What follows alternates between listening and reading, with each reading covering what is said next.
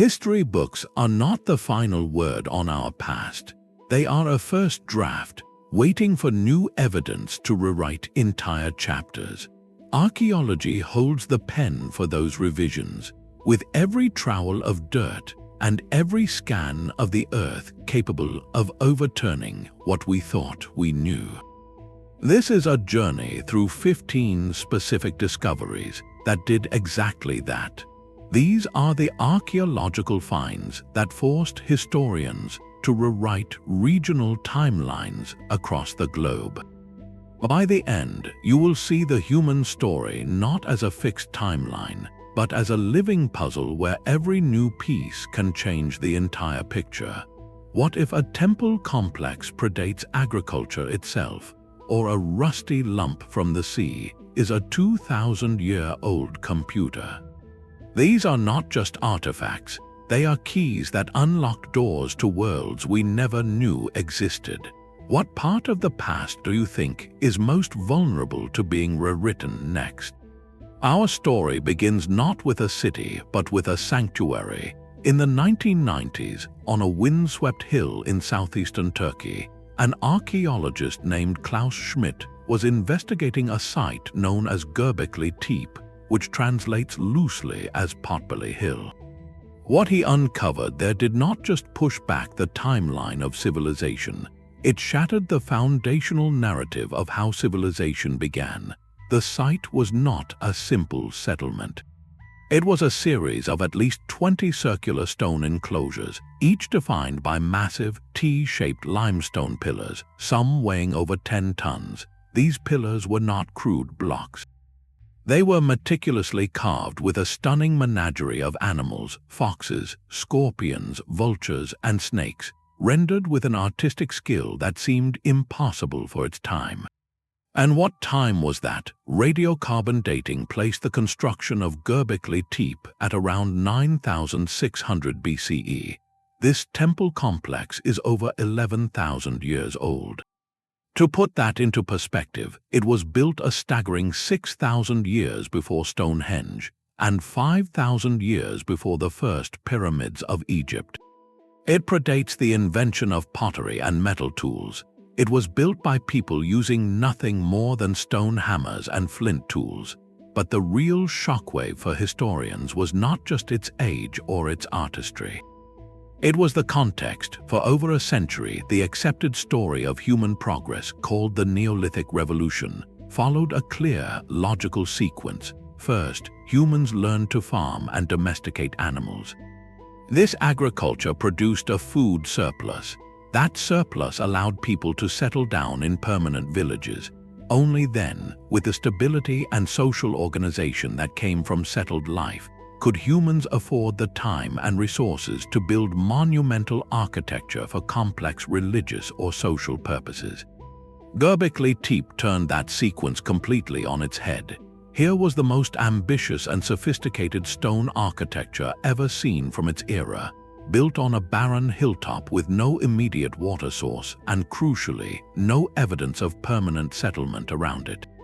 Archaeologists found no houses, no trash pits, no signs that people lived there year-round.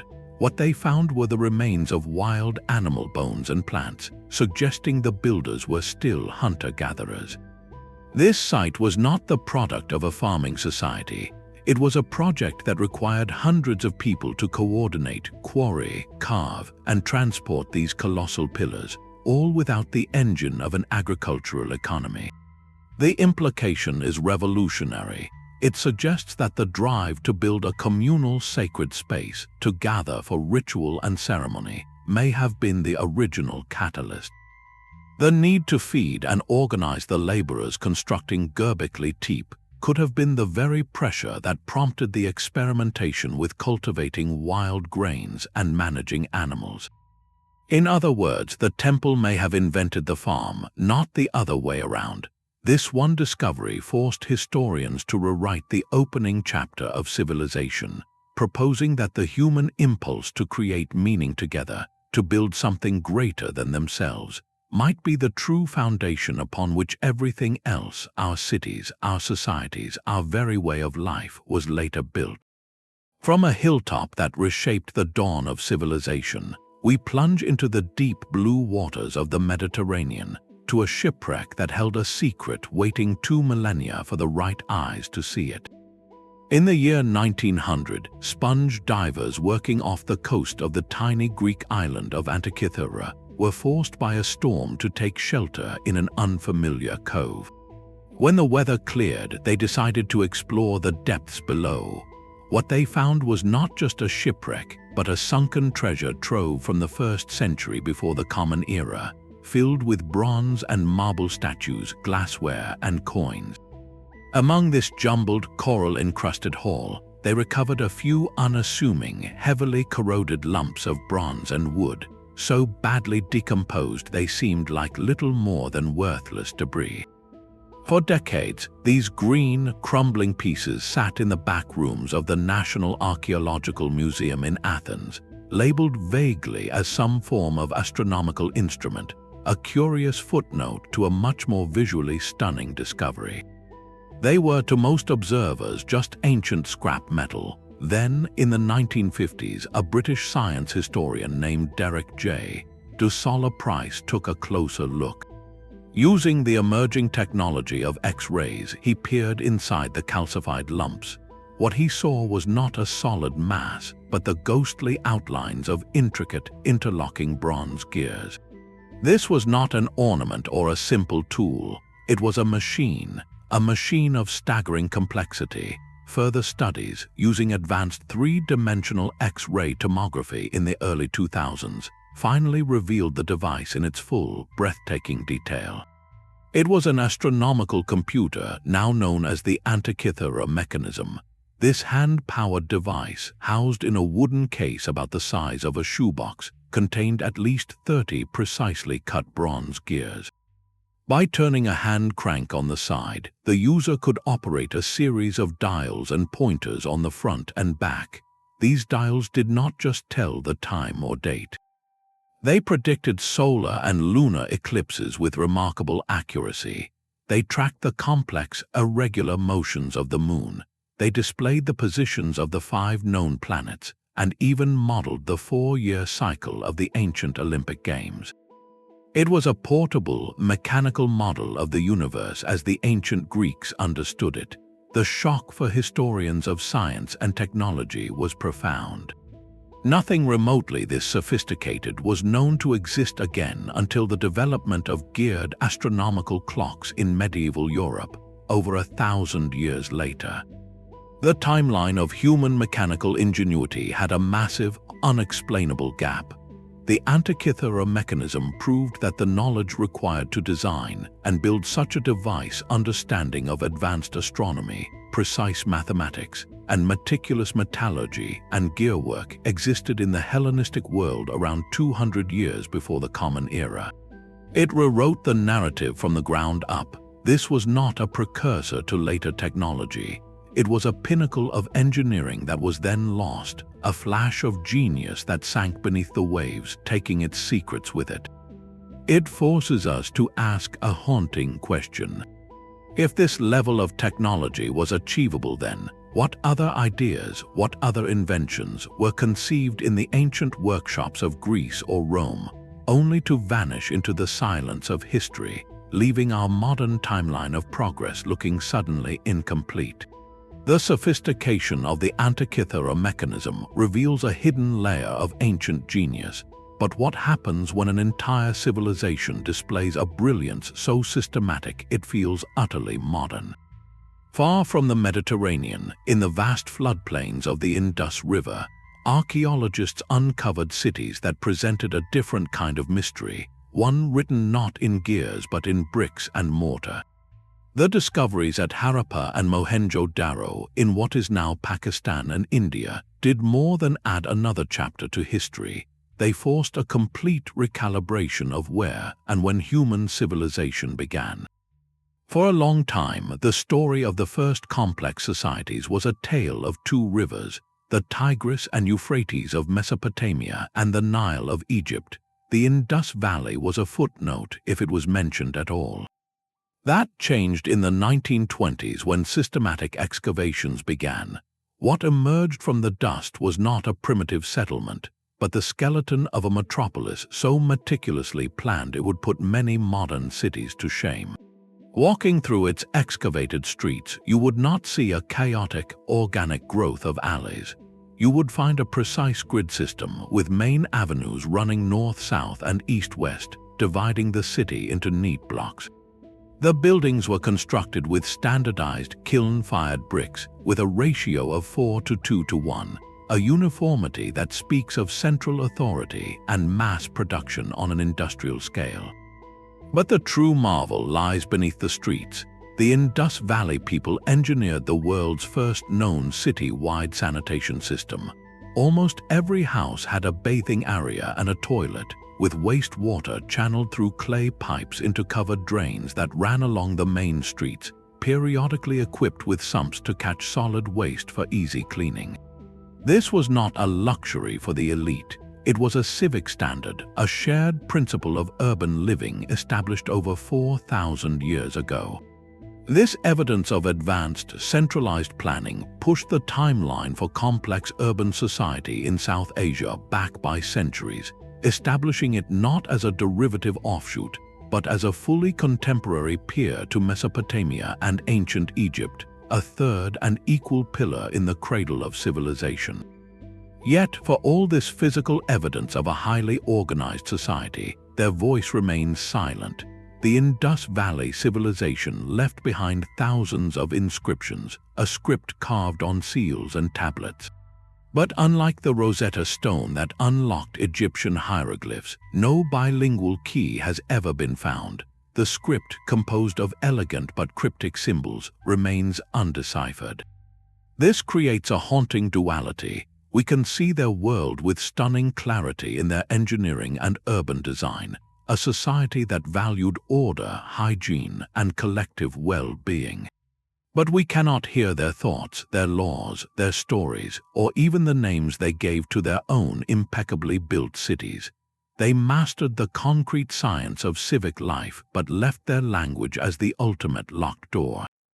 This combination of breathtaking achievement and profound silence forced historians to expand the map of early civilization globally, while introducing a humbling reminder that material sophistication does not always translate to historical understanding. A society can build perfect drains and write its secrets in a code we still cannot crack. While the Indus Valley cities mastered urban planning, another community was perfecting a different kind of survival strategy, one that reveals the ancient roots of a very modern fear. Today, nestled deep inside a mountain on a remote Arctic island, the Svalbard Global Seed Vault stands as a modern fortress of biodiversity, a backup drive for the world's crops, designed to secure our food supply against any future catastrophe. It feels like a uniquely contemporary solution to a globalized anxiety, but archaeology has shown that the fundamental idea, the drive to systematically protect a community's future through strategic food storage, is not a product of the modern age. It is an impulse as old as settled life itself, and a discovery in Israel proved it was being executed on an industrial scale far earlier than anyone believed. The site is Tel Tsaf, a settlement in the Jordan Valley dating back over 7,200 years. For decades, archaeologists understood that early farming communities stored grain, perhaps in simple pits or small baskets. What they found at Tel Tsaf was something entirely different. Scattered across the settlement were not just a few storage areas, but a series of enormous, meticulously constructed silos. These were not holes in the ground. They were sophisticated, plaster-lined chambers, some with capacities estimated to hold up to 15 to 20 tons of grain each. To put that into perspective, a single one of these silos could have held enough surplus to feed a large family for years. The community at Tel Tsaf was not just saving a little extra for a lean season. They were engaging in large-scale economic planning. This discovery rewrote the regional timeline for social and agricultural complexity in the Levant. Before Tel Tsaf, evidence for this level of organized surplus management and wealth accumulation appeared much later, linked to the rise of city-states and kingdoms. Here, in a pre-urban, pre-literate village from a time we still call prehistory, was a system that speaks of foresight, centralized control, and a deep understanding of risk. Someone or some governing council was coordinating the harvest, allocating a massive portion of it to long-term storage, and managing its distribution. This implies social stratification, with leaders who could command such a communal effort, and a population that trusted in that system for its security. The silos of Tel Tsaf are the archaeological equivalent of a financial safety net. They show that these early farmers were not living hand-to-mouth, perpetually on the brink of failure. They were planners. They understood the cycles of boom and bust, of good rainfall and drought, and they engineered a buffer against that uncertainty. This shifts our view of these ancient societies from mere survivors to proactive economists and risk managers. They were building their own local version of a seed vault, not in a frozen mountain, but in the sun-baked earth of the Jordan Valley, securing the future of their community 1 ton of grain at a time. It proves that the human concern for food security and the complex social organization required to address it is a foundational pillar of civilization, not a later addition. That impulse to secure a future through careful planning echoes across centuries, but sometimes the greatest historical assurances come not from what we save, but from what we finally find. For generations, the story of the European discovery of the Americas had a fixed starting point, taught in classrooms around the world. Christopher Columbus, sailing under the Spanish flag, reached the Bahamas in 1492. This was the undisputed opening of the transatlantic chapter, a clean line in the history books, but whispers of an earlier arrival persisted, tangled in saga and speculation. One of the most tantalizing clues surfaced in the mid-20th century, a document known as the Vinland Map. This parchment appeared to show a rough outline of the North Atlantic, with a landmass west of Greenland labeled Vinland. If genuine, it would be a medieval map depicting part of North America, drawn long before Columbus, yet from the moment it was revealed, the map was shrouded in controversy. Scientific analysis of its ink and parchment raised serious doubts, with many experts concluding it was a clever, modern forgery. The map became a historical phantom, a clue that could not be trusted, leaving the pre-Columbian question firmly in the realm of myth. History, however, does not always reveal itself through documents. Sometimes it is written in the soil, and in the 1960s, on the northern tip of Newfoundland, Canada, that soil began to speak. At a windswept coastal site called Elands Ox Meadows, archaeologists Helge and Anne Stein Ingstad followed the clues from the Norse sagas, the epic poems that spoke of voyages to a land of wild grapes west of Greenland. What they uncovered was not a legend but a village. The outlines of 8 distinct buildings emerged from the peat, their foundations unmistakably Norse in design. These were the classic longhouses with their characteristic bowed walls and central hearths, identical to those found in Viking settlements across Iceland and Greenland. But this was not Iceland or Greenland. This was North America. Among the turf walls, the team found iron nails, a bronze cloak pin, a stone lamp, and a small spindle whorl used for spinning yarn, all of Norse manufacture. Most tellingly, they found evidence of ironworking, a skill not practiced by the indigenous peoples of the region at that time. The sagas were no longer just stories. They were corroborated reports. Radiocarbon dating placed the settlement squarely around the year 1000 AD, nearly 500 years before Columbus's voyage. Elands Ox Meadows provided the irrefutable physical proof that forced every history textbook to be rewritten. The timeline of European contact with the Americas was not a single event in 1492.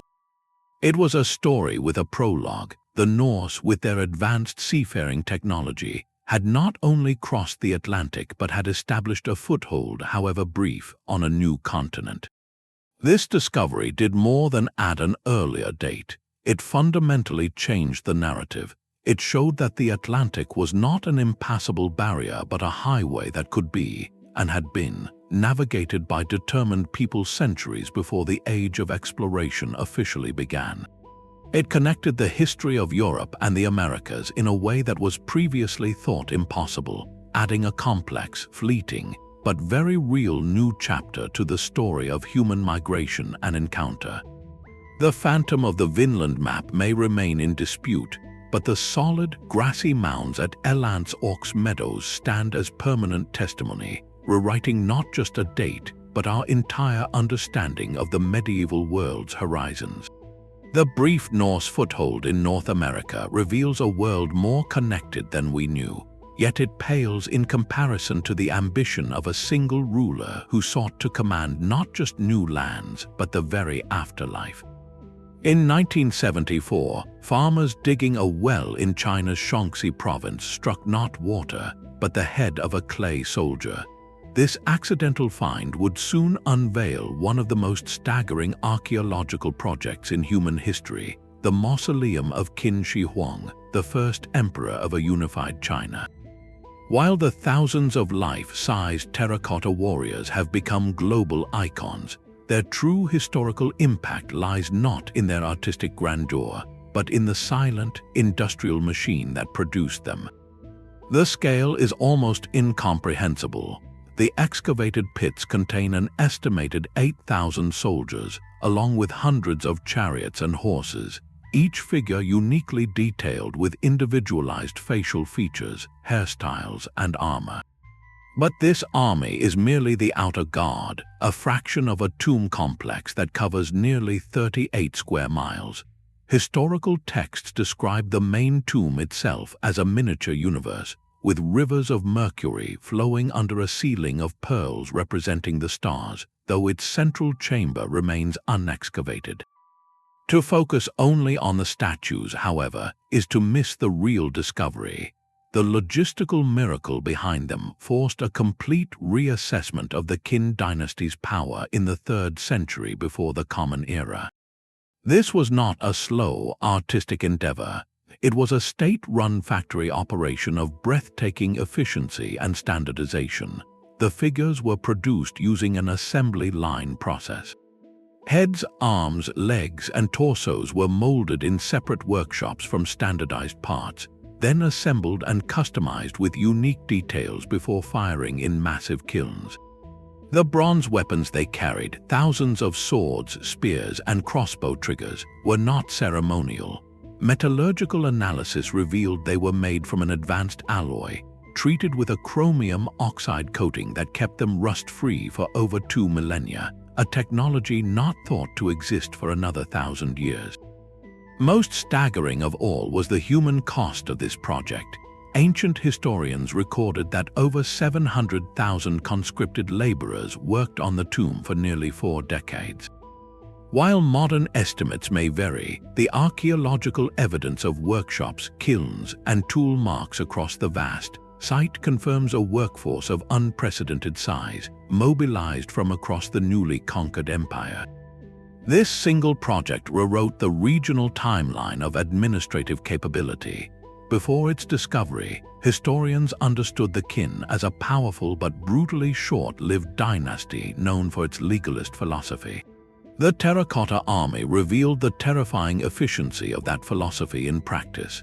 It proved that by 200 BCE, the Chinese state possessed a level of centralized control, project management, and industrial organization that rivaled far later empires. They could standardize not just weights and measures and writing scripts as known from texts, but the very production of art and armament on a military scale.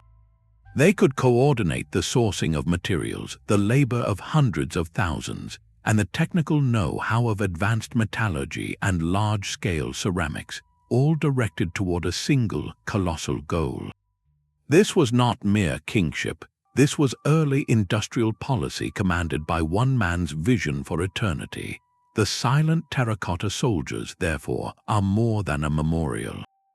They are the physical audit of an ancient government's total capability, a receipt for the price of immortality, paid for by the organized labor of an entire civilization. The ambition of the Qin emperor sought to control history from beyond the grave, but sometimes history's most profound voices are not commanded by kings. They are whispered by the desert wind, waiting for a stray goat to reveal their hiding place. In the arid cliffs overlooking the Dead Sea, a young Bedouin shepherd tossed a rock into a cave in 1947, hoping to scare out a lost animal. The sound he heard was not the skitter of hooves but the shatter of ancient pottery. Climbing inside, he found not a goat, but jars containing leather and papyrus scrolls, blackened with age. This accidental moment began the discovery of the Dead Sea Scrolls, a library of texts that would shake the foundations of biblical scholarship. Over the next decade, searches of 11 caves near the settlement of Qumran yielded nearly 1,000 manuscripts in various states of preservation. These were not single documents, but a vast collection, including copies of every book of the Hebrew Bible except one, along with commentaries, community rules, and apocalyptic texts. Their age, determined through paleography and later radiocarbon dating, was the true earthquake. The scrolls were written between the 3rd century before the Common Era and the 1st century of the Common Era. Before this discovery, the oldest complete Hebrew manuscripts of the Bible, like the Aleppo Codex and the Leningrad Codex, dated to around the 10th century AD. The Dead Sea Scrolls were suddenly 1,000 years older. This was not a minor adjustment. It was like having a blurry, heavily copied photograph replaced with a high-resolution original. For the first time, scholars could see the biblical text in a form that existed during the tumultuous era of the Second Temple, a time when Jewish thought was diversifying and the foundations of Rabbinic Judaism and early Christianity were being laid. The scrolls forced a complete rewrite of the timeline for the development of Jewish religious thought and the textual history of the Bible. They revealed a period of incredible fluidity and debate. Multiple versions of some biblical books like Jeremiah or the Psalms existed side by side, showing the text was still being shaped and edited. The idea of a single, fixed canon was a later development. Furthermore, the non-biblical scrolls, like the Community Rule or the War Scroll, opened a direct window into the beliefs of a specific, ascetic Jewish community, likely the Essenes, who saw themselves as the righteous remnant preparing for an ultimate conflict between light and darkness. Their writings showcased a vibrant, complex religious landscape that was previously only guessed at through the lens of later historians. The Dead Sea Scrolls did more than push a date back. They filled a cavernous gap in our understanding, transforming a pivotal era from a theoretical chapter into a tangible, readable reality. They proved that the words that shaped civilizations were not passed down in a sterile vacuum, but were debated, copied, and cherished by real communities living in expectation and hope. Their fragile scrolls hidden in jars against the encroaching darkness, waiting 2 millennia to speak again. The scrolls preserved words in desert caves, but the sea holds its own kind of library, one written not on parchment but in stone foundations slowly claimed by the waves. Just off the southern coast of Greece, near a village called Pavlopetri, the clear blue waters of the Mediterranean hide a secret. For centuries, local fishermen knew to avoid a particular spot where their nets would snag on unseen obstacles below. They assumed it was just natural rock. In 1967, a marine archaeologist named Nicholas Fleming decided to investigate those snags. What he mapped on the seabed, just 10 to 13 feet below the surface, was not a rock formation. It was a city. Pavlopetri is not a collection of scattered ruins. It is an entire Bronze Age town, complete with streets, buildings, courtyards, and tombs, laid out over an area of some 12 acres. Its preservation is extraordinary. Because it was submerged, it was never built over by later settlements. The gentle sedimentation of the seafloor covered and protected it, rather than scattering it. The result is a nearly complete urban plan frozen in time, the oldest known submerged city in the world, dating back over 5,000 years. Walking its streets today, a diver can follow the main thoroughfares, turn into narrow alleys, and identify the outlines of individual rooms in what were once two-story homes, workshops, and public buildings. Archaeologists have even mapped a central plaza and what appears to be a large, rectangular building that may have served a communal or religious purpose. This level of detail is a gift to historians. Unlike sites on land that have been disturbed for millennia, Pavlopetri offers a pristine snapshot of daily life in the early Bronze Age Aegean. The artifacts tell a story of a sophisticated, outward-looking community. They found storage jars from Crete, pottery from the Cycladic Islands, and stone tools made from obsidian that could only have come from distant Meadows. This was not an isolated village. It was a bustling port, a hub in a thriving maritime trade network that connected the cultures of the Eastern Mediterranean long before the rise of classical Greece. The discovery forced a dramatic rewrite of the regional timeline for coastal urban planning in Greece. Before Pavlopetri, the narrative of advanced Aegean civilization began with the Minoans on Crete, whose great palaces like Knossos emerged around 2000 BCE. Pavlopetri was already a flourishing, organized town by at least 2800 BCE, and evidence suggests it may have been founded even earlier. It predates the Minoan palatial period by centuries. This pushes back the clock for complex, planned coastal settlement in the region by an enormous margin. The city's layout reveals a society that understood how to organize space efficiently for community living, commerce, and defense, with a clear understanding of its relationship to the sea. Its existence proves that the foundations of Aegean maritime culture, with its trade routes and interconnected communities, were laid much earlier than the history books stated. Pavlopetri is more than a sunken relic. It is a lost chapter of pre-classical history, a complete urban blueprint from a time we thought was only dimly understood.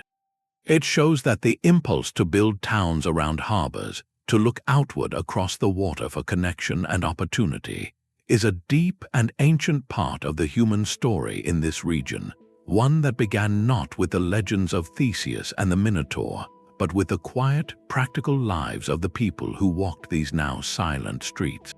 The silent, sunken streets of Pavlopetri speak of a human world built for connection, but our own story as a species, the very map of our ancient family, was once thought to be a simple, linear path.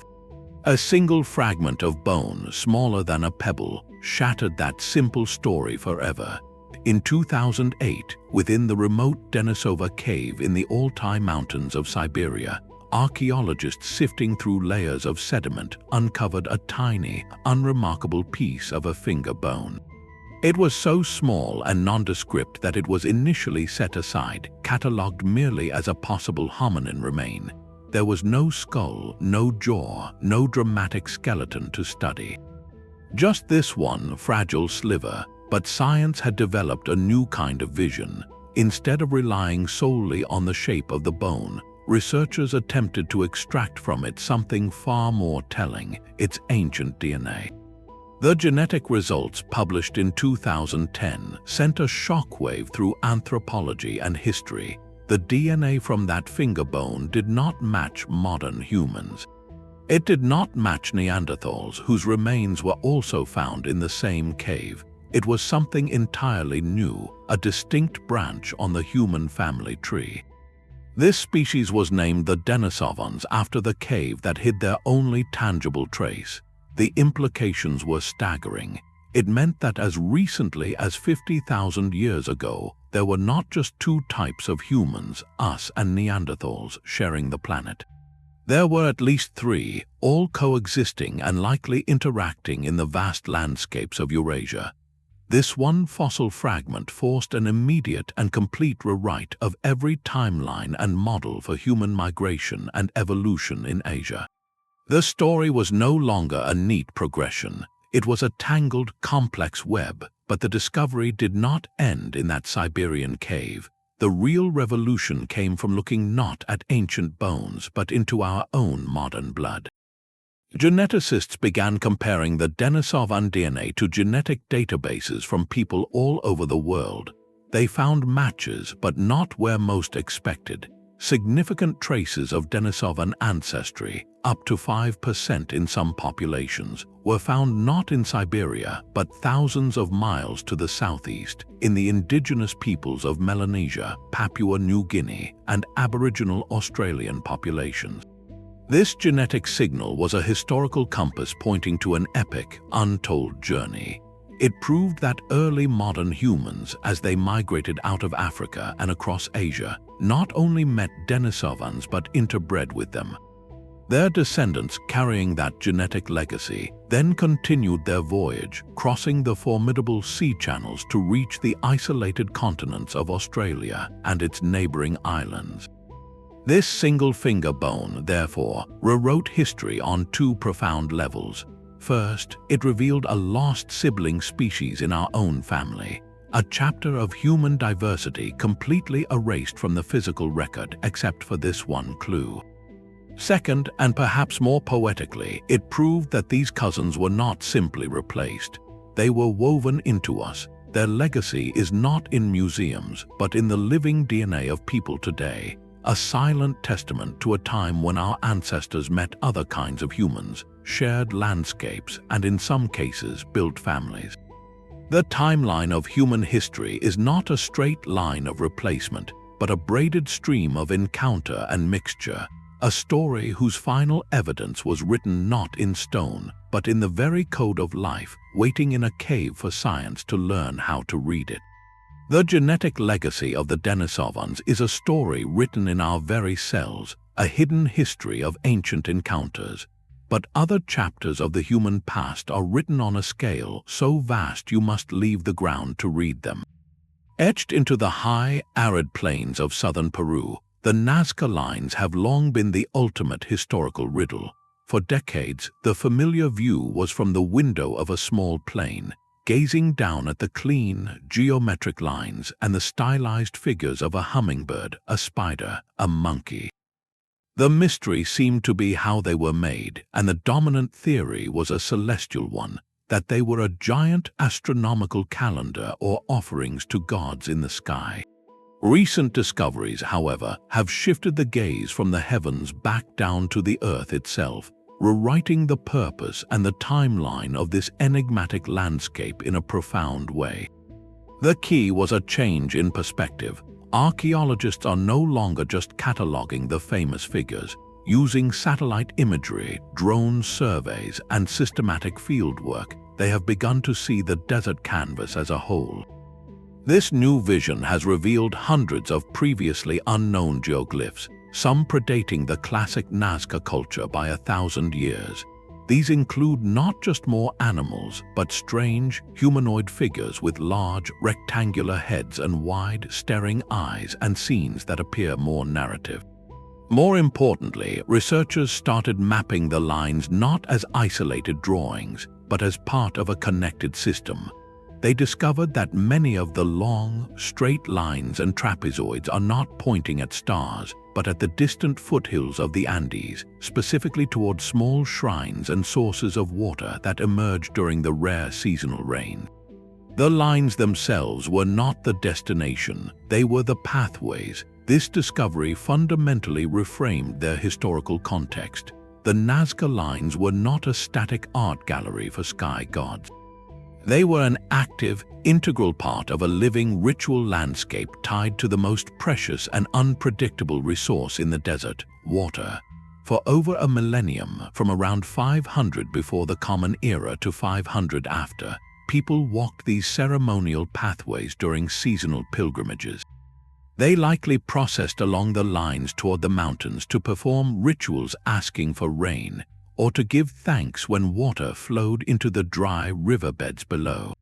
The giant figures may have served as spiritual guardians or representations of deities associated with fertility and water. This understanding pushes the timeline of their use from a single period of construction to a continuous, evolving tradition that spanned many centuries, adapting as the climate and culture changed. The lines became a kind of sacred infrastructure, a physical manifestation of a deep cultural dialogue with a harsh environment. They were a way to organize hope, to channel collective belief toward the life-giving mountains on the horizon. This shift in interpretation moves the story from a technical mystery of construction to a human story of adaptation.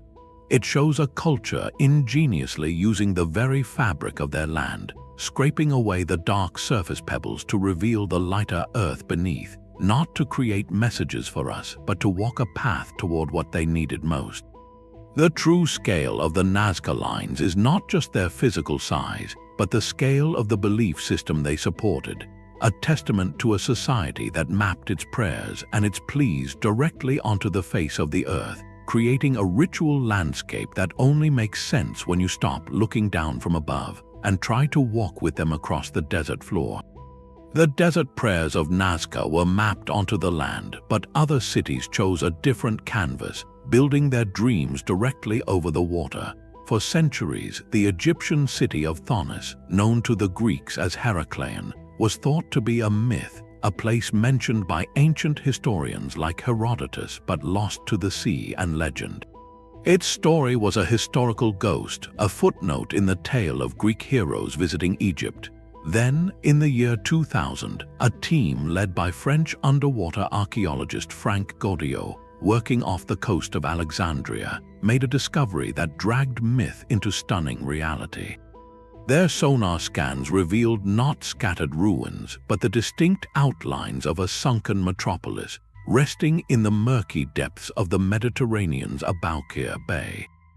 The city had not crumbled. It had been swallowed, preserved in a thick layer of sand and sediment that acted as a time capsule for over 1,000 years. What divers began to bring to the surface was not just a city, but a complete redefinition of an era. They found colossal statues of a pharaoh and an Egyptian queen, each standing over 16 feet tall, carved from red granite. They recovered giant stone stelae, covered in perfectly preserved hieroglyphic and Greek decrees. They sifted gold coins and delicate jewelry from the seabed, along with hundreds of ceremonial barges and anchors, and the preserved remains of ancient piers and grand temples. This was not a small trading post. It was a sprawling, wealthy port, the mandatory gateway to Egypt for all ships coming from the Greek world. The sheer volume and quality of the artifacts forced an immediate and dramatic rewrite of the historical timeline for Egyptian and Greek relations. Before Heracleion was found, the narrative of deep cultural exchange was largely tied to the conquests of Alexander the Great in the 4th century before the Common Era and the Ptolemaic dynasty that followed. Heracleion proved that this exchange was flourishing centuries earlier during Egypt's late period. The city's bilingual stelae, its temples dedicated to both Egyptian and Greek gods, and the sheer volume of Greek pottery and goods found there, painted a picture of a vibrant, cosmopolitan hub operating from at least the 6th century BCE. This was a place where Greek merchants lived alongside Egyptian priests, where customs duties were collected in pharaonic granaries, and where the cult of the Greek hero Heracles was syncretized with the Egyptian god Ammon. Heracleion was the linchpin of a vast economic network, the bustling customs house where the wealth of the Nile met the ambition of the Mediterranean. Its discovery shifted Egypt's late period from a time of perceived decline and isolation into an era of powerful, proactive international trade and cultural fusion. The city did not just sink. Its submersion, likely due to a combination of rising sea levels, earthquakes, and liquefaction of the clay soil it was built upon, preserved a snapshot of a world historians had underestimated. By proving that a legendary city was not only real but was a central economic engine, the rediscovery of Heracleion rewrote the map of the ancient Mediterranean, showing that the roots of the Hellenistic world were not planted by Alexander's sword, but had been growing for generations in the harbors and temples of a city that chose to build its destiny on the water's edge until the water itself claimed it for safekeeping. The rediscovery of Heracleion revealed a city that thrived on the edge of the sea, but another civilization chose to build its world within the very embrace of the earth. High on the Colorado Plateau, tucked into vast sandstone alcoves, the cliff dwellings of Mesa Verde have long stood as silent, iconic monuments of the American Southwest. For generations, they were seen primarily as the final chapter of the ancestral Puebloan people, a dramatic last stand before a mysterious and sudden disappearance around the 13th century. Early archaeology framed them as a curious, almost desperate adaptation. The true story, unlocked by patient science, is one of profound continuity and ingenious gradual change. The key to rewriting this timeline was a method as precise as it was simple: dendrochronology, or tree ring dating. By the early 20th century, archaeologists like A. Douglas began collecting wood samples from the cliff dwellings, matching the unique patterns of wide and narrow rings in the timbers to a master chronology of the region's climate. This was not just about getting a date, it was about reading a diary of construction written in the beams themselves. The tree rings revealed that the famous cliff palaces, like Cliff Palace and Balcony House, were not built in a single, frantic period. Their construction spanned generations from the late 12th century through the 1270s. More importantly, the dating showed that people had been living in the Mesa Verde region for over 700 years before the first stone was laid in those cliffs. This long chronology, pieced together with analysis of pottery styles, tools, and settlement patterns on the mesa tops below, forced a complete revision. The narrative shifted from a story of sudden cliff house builders to one of long-term adaptation. For centuries, the ancestral Puebloans lived in pit houses and later Pueblo villages on the open mesas, practicing sophisticated dry land agriculture, cultivating corn, beans, and squash in a challenging environment. Their society was complex, with extensive trade networks reaching to the Gulf of California and the Pacific coast. The move into the cliffs was not an act of fearful retreat, but a logical, incremental innovation.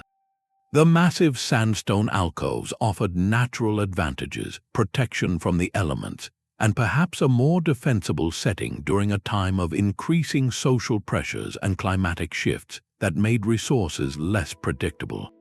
The cliff dwellings themselves are masterpieces of engineering and communal planning, built to last centuries. They are not haphazard shelters, but multi-story apartment complexes with hundreds of rooms, ceremonial kivas, and intricate masonry, all constructed without metal tools or draft animals. This was the culmination of a long architectural tradition, not its abrupt beginning.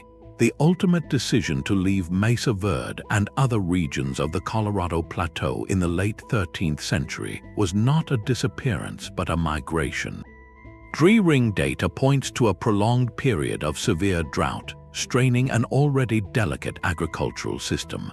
Combined with other social factors, this likely prompted communities to consolidate and move south to areas with more reliable water, such as the Rio Grande Valley, where their descendants, the modern Pueblo peoples, continue their traditions today. This archaeological work rewrote the regional timeline from a tale of mystery and abrupt endings to one of resilience, innovation, and continuity. It showed that the development of sedentary agriculture and monumental architecture in the Southwest was a slow, deliberate process spanning nearly a millennium. The cliff dwellings are not a cryptic final message from a lost people. They are one brilliant chapter in a much longer story of a culture that learned to read the land, adapt to its rhythms, and when the time came, make a collective decision to seek a new beginning, leaving their stunning stone homes not as tombs, but as testaments to a way of life that evolved but never truly ended. The resilience of the ancestral Puebloans shows how cultures adapt to their environment, but sometimes a culture's true sophistication is hidden, waiting for a curious eye to see the light. In the spring of 1939, as Europe stood on the brink of a different kind of darkness, a landowner named Edith Pretty asked a local archaeologist to investigate a series of mysterious grassy mounds on her property in Suffolk, England. The largest mound, when excavated, revealed not just a burial but the ghost of a ship. The acidic soil had consumed the wood, but it left a perfect, dark impression in the sand, a 30-yard-long silhouette of a clinker-built vessel, complete with iron rivets marking its outline. Within that spectral hull lay a king's ransom, a collection of treasures that would instantly illuminate a period of history long dismissed as a barbaric void. This was the Sutton Hoo ship burial. The artifacts were breathtaking in their artistry and variety. A ceremonial helmet of iron and bronze with a fierce face mask, crest, and protective cheek guards echoed designs from distant Sweden. A heavy gold belt buckle, intricately patterned with interlacing beasts, showcased a master goldsmith's skill. There was a shield decorated with dragon-like creatures, a set of silver bowls from the Byzantine Empire, and a stunning gold and garnet shoulder clasp, its cloisonné work so fine it seemed impossible for its time. Even the everyday objects were luxurious, like a set of maplewood bottles and an iron standard with a bronze stag. This was not the grave of a local chieftain living in isolated poverty after the Romans left. This was the tomb of a powerful king, likely Riedwald of East Anglia, who died around 625 AD. The discovery sent an electric shock through the historical understanding of post-Roman Britain, a period traditionally labeled the Dark Ages. That label implied cultural collapse, economic isolation, and a loss of sophistication. Sutton Hoo proved the opposite was true. The origins of the objects told a story of a world still vibrantly connected. The Byzantine silver spoke of trade routes stretching to Constantinople. The Swedish-style helmet and shield designs pointed to deep cultural and possibly kinship ties across the North Sea to Scandinavia. The fusion of artistic styles in the metalwork itself showed a confident local culture not just receiving goods, but actively interpreting and mastering international influences to create something uniquely its own. This single burial mound forced a complete and immediate rewrite of the timeline for early England. It proved that the 6th and 7th centuries were not a dark age of forgetfulness, but an age of kingdoms, of sophisticated craftsmanship, and of far-reaching diplomacy and commerce. The Anglo-Saxon kingdoms were not primitive backwaters. They were participants in a wide European and Mediterranean network, their elites adorned with symbols of power that would have been recognized from the Baltic to the Bosporus. The ghost ship at Sutton Hoo did not just carry a king to the afterlife, it carried historians across a threshold from a story of darkness and decline into one of light, connection, and newly discovered grandeur, forever changing how we hear the echoes of the world that came after Rome. The glittering treasure of Sutton Hoo revealed a world of unexpected connections, but history also writes its stories in far more somber and intimate ways. Across the Atlantic, the founding myths of another nation were built on tales of perseverance and divine providence, narratives that often smoothed over the brutal, raw edges of survival. For centuries, the story of Jamestown, Virginia, the first permanent English settlement in America, followed a familiar arc of hardship overcome. Written accounts spoke of a terrible period known as the Starving Time in the winter of 1609 to 1610, where colonists faced extreme hunger. But the true, visceral reality of that desperation remained locked in the official records, a historical footnote softened by time. Then, in 2012, archaeologists excavating a trash pit at the heart of the old James Fort made a discovery that gave that desperation a name, a face, and a story written not in ink but in bone. They uncovered the partial remains of a young girl, approximately 14 years old, whom researchers later named Jane. the bones themselves showed no signs of trauma from conflict or accident. But a forensic anthropologist named Douglas Ousley, examining the cranial fragments and a shin bone under a high-powered microscope, saw something else entirely. The bone surface was covered with a series of fine, shallow cuts, chop marks, and punctures. The pattern was unmistakable and methodical. These were not the marks of animal gnawing or random damage. They were the precise, deliberate cuts made by someone attempting to dismember a body.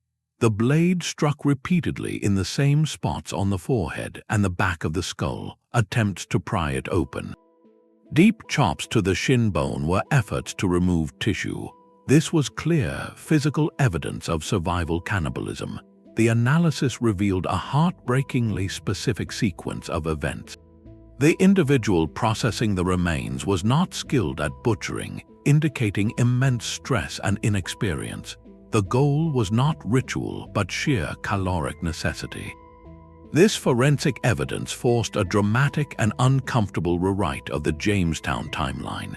It moved the starving time from a vague historical episode of hunger into a specific, datable event of absolute societal collapse, with a material timeline etched directly onto human remains.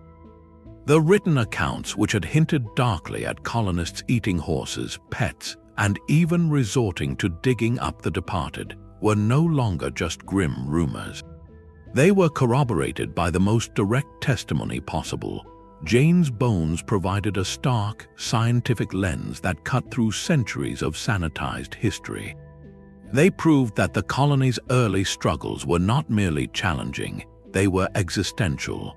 The evidence rewrote the narrative from one of general hardship to one of extreme, individual tragedy, forcing historians to confront the sheer physical and psychological cost of that infamous winter. It underscored that the foothold of English America was secured not just through grit and determination, but through acts of survival that tested the very boundaries of humanity. This discovery did not demonize the colonists, it humanized their crisis in the most profound and sobering way. It transformed Jane from a forgotten casualty into a silent witness, her remains serving as an archaeological anchor that grounds a legendary period of suffering in undeniable biological fact, forever changing how we understand the price paid for that first, fragile settlement on the edge of a new world. Jane's story is one of survival pushed to its absolute limit, a stark reminder of how fragile new beginnings can be. Yet on another continent, another new beginning was unfolding with such stability and grandeur that it would stand for over 4,000 years, completely rewriting the story of civilization in its own hemisphere. For decades, the narrative was clear and linear. Civilization, defined by monumental architecture, urban planning, and complex social hierarchy, was born in the Old World. The great cultures of the Americas, like the Maya or the Inca, were seen as brilliant but later developments, distant echoes of a process that started in Mesopotamia and Egypt.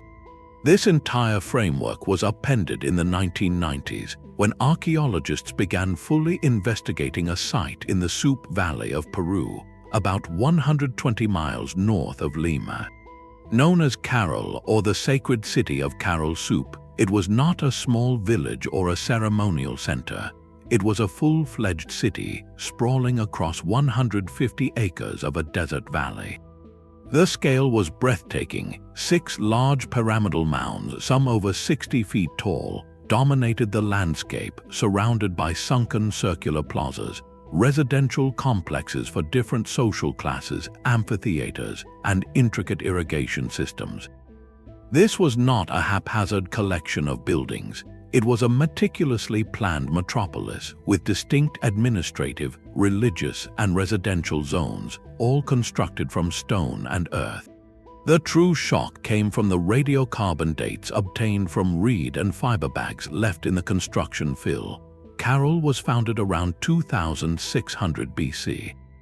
This means it was being built at the same time as the Great Pyramids of Giza in Egypt, and while the Sumerian city-states of Ur and Uruk were flourishing in Mesopotamia.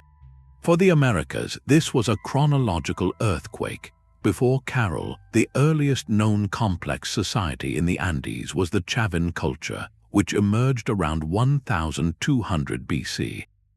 Caral predated it by over a millennium. This discovery did not just push a timeline back, it created a brand new one. Caral-Supe proved beyond any doubt that state-level civilization arose independently in the Andes, completely isolated from any influence or contact with the Old World. The people of Caral achieved this with their own unique innovations. They built their pyramids not as tombs for kings, but as sacred stages for communal ritual, using a technique of shikra bags filled with stones to create earthquake-resistant foundations. Their economy was not based on grain, but on the abundant resources of both the desert valley and the Pacific coast, trading cotton for fish in a sophisticated network that sustained the city. They developed a form of record-keeping using knotted strings, a precursor to the Inca quipu, and their music left behind a legacy of flutes made from condor and pelican bones. The implications of this are profound for global history. It shows that the human leap to urban life, to organizing large populations around shared beliefs and monumental projects, is not a singular event that happened once and then spread. It is a latent potential within our species, a solution that different cultures arrived at independently when their circumstances and ingenuity aligned. Caral forces us to abandon a map of civilization that has a single point of origin. Instead, we must see a world with multiple cradles, each giving birth to complex society on its own terms and in its own time.